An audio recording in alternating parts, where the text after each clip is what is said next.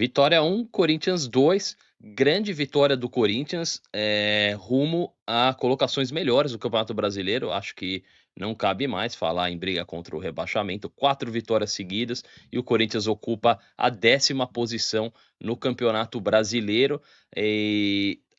O Corinthians está a 2 pontos do Vasco, né, que tem 43, a 5 do Bahia, que está em queda livre, que tem 46, né? Então o Corinthians realmente agora sonha com acho que Sul-Americana é uma realidade, o Corinthians sonha com um eventual G8 ou G9 e em brigar, por que não, por uma vaga na pré-Libertadores, com o pé no chão, né? Mas o Corinthians, pelo futebol que vem jogando, pela confiança, pela sequência, o Corinthians ele saiu de uma posição ali de 18º colocado, afundado lá embaixo, para a 10ª colocação em 4 rodadas. Fantástico, né? Vem na linha do que a gente tem falado. O Corinthians é um time em construção, que, como todo time em construção, tem altos e baixos, mas que com o tempo, com a sequência do trabalho, ele vai melhorando. Inclusive, é importante pontuar que ontem o Ramon Dias fez um excelente trabalho, né? Tanto na escalação, minimizando a escalação daqueles jogadores que são muito abaixo da média, né? E também nas substituições, foi uma substituição fundamental, a troca do José Martínez pelo Breno Bidon, que entrou muito bem, né? Que continuou ajudando na marcação, mas também participou muito da construção das jogadas, né? Ele que inicia a jogada do primeiro gol, inclusive. Na frente, o Corinthians, e isso tem.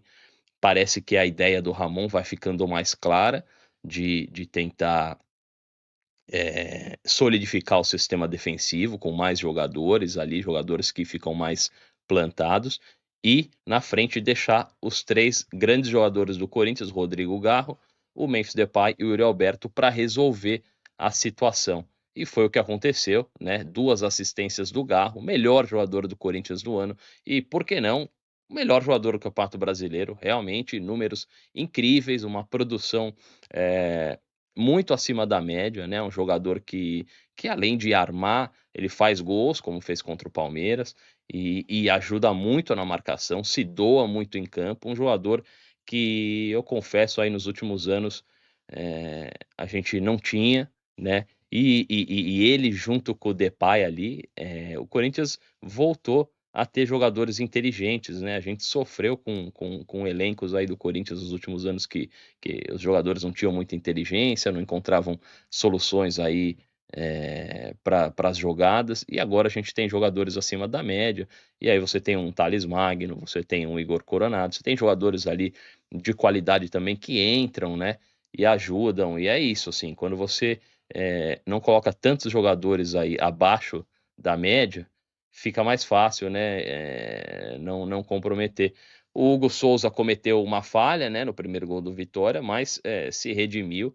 Não que tivesse que se redimir, porque também é um goleiro que chegou no Corinthians, né, numa situação que, porra, a gente, o Cássio muito mal, foi para o banco, fez o que fez, forçou a saída do Corinthians. Carlos Miguel, que a gente via como um substituto natural, um goleiro com vários atributos aí, muita qualidade, fez o que fez, né? Cadê o Carlos Miguel? Ninguém nem sabe.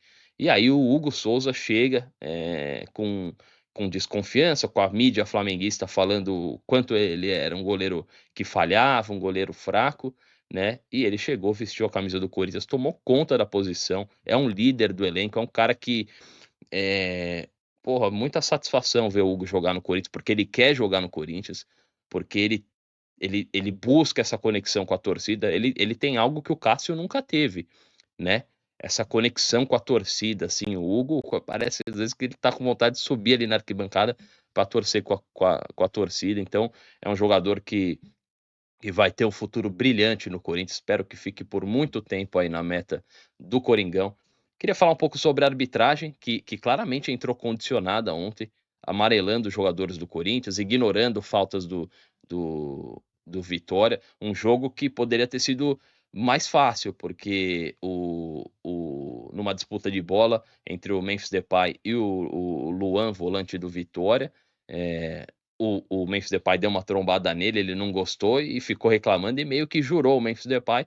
Poucos minutos depois ele deu uma entrada por cima, na canela do Memphis Depay, uma entrada para expulsão, não teve VAR, mais uma vez, ninguém checou nada, passou batido, então muito esquisito isso daí, mas por sorte o Corinthians conseguiu os 3 pontos e o gol da vitória, inclusive, foi de Memphis Depay, né? Mais uma enfiada incrível aí do Rodrigo Galo, né? Que já tinha dado assistência para o primeiro gol do Yuri Alberto.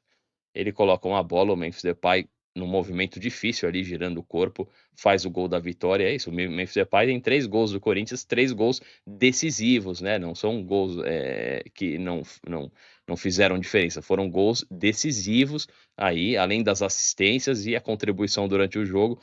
Ele continua num processo de evolução física, mas quando a bola chega no pé, a movimentação dele é muito diferente, muito diferente. E é isso, vale muito mais trazer um jogador desse quilate, mesmo caro, que potencializa quem está à volta, né? Por exemplo, o Yuri Alberto é outro jogador depois que o Memphis Depay entrou no time, do que trazer vários jogadores aí para ganhar, sei lá, 500 mil, jogadores que não fazem diferença, que não conseguem jogar. É melhor trazer um com esse nível, porque ele vai fazer diferença. Agora o Corinthians volta a campo só no dia 20, né? 20 de novembro, enfrenta o Cruzeiro dentro de casa, porque tem a data FIFA, né? Então a gente vai ter esse ato aí de 10 dias sem ver o Corinthians, para o time descansar, para o time né, fazer aquele regenerativo, né? Porque já estamos em novembro já, a temporada vai caminhando para o fim. E a torcida do Corinthians tem que ficar muito esperta nesse período, porque a gente sabe como a imprensa, os abutres da imprensa, né? Como diria Roque Citadini, a imprensa marrom, como eles trabalham, né? Vão começar a achar coisas aí, procurar coisas, inventar coisas, né? A gente tem visto aí nos últimos dias a imprensa ventilando nomes de treinadores. Pô, peraí, nenhum respeito, né, pelo Ramon Dias. E você vê, pô, eu vi na capa do UOL, tinha 2 matérias, uma falando que o Corinthians está atrás, já procurou o Luiz Castro, que ele é o plano A, e outra matéria falando que o Corinthians está acertando com o Renato Gaúcho. Então, é realmente absurdo, né? Mas a torcida do Corinthians tem que aprender a conviver com isso, sabe? Saber que a imprensa precisa de clique e o time que mais dá clique é o Corinthians, né? Não à toa você vê a imprensa flamenguista aí cobrindo o Corinthians, cobrindo as finanças do Corinthians, é bem curioso. Tem que ficar esperto. Mas é isso, o Corinthians é muito bem posicionado na tabela e sonhando com posições melhores, né? De acordo com o tamanho e com o que merece o Esporte Clube Corinthians Paulista. É isso aí. Valeu, um abraço.